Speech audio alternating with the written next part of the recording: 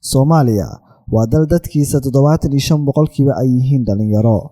Dhalinyaradaas waxa ay wajahayaan caqabado badan oo nololeed oo ay ka mid tahay shaqo la'aanta.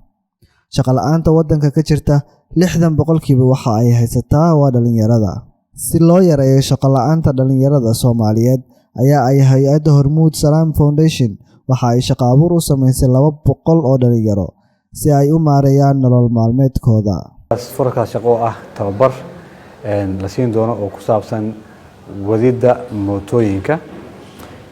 Tababarkaas waxa uu socon doonaa muddo 28 maalmood ah. Markii uu tababarka dhamaadane waxa la siin doonaa shaqo. Shaqadaas oo ah inay mootada ay ku shaqeyn doonaan ayna sameyn doonaan shaqooyinka loo yaqaan delivery ama adeega dadka ay soo dalbanayaan. Qofka waxa loo iibin doonaa markuu tababarka dhameysto kadib mooto gaar ahaan mootada feko loo yaqaano.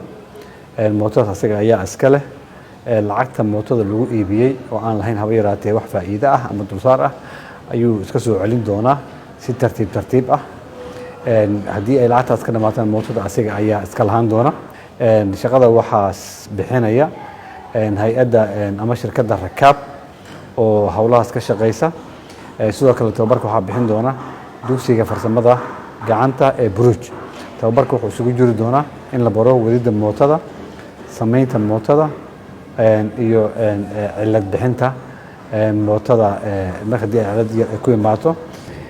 Shaqadaas waxaa laga shaqeyn doonaa magaalada Muqdisho qaybaheeda kala duwan. Qof kasta marka waxay ku xiran tahay dadaalkiisa iyo shaqadiisa sida uu u shaqeeyo.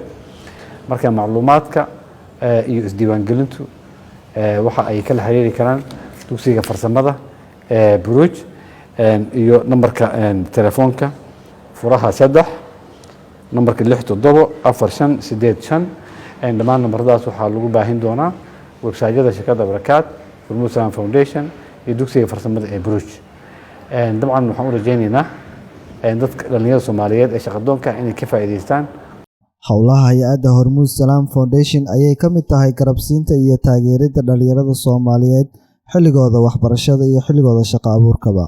Hay'adda Hormuud Salaam Foundation waxa ay diyaar u tahay in guud ahaan Soomaalida gaar ahaan dhalinyarada in ay ku garabsiiso safarkooda nolosha.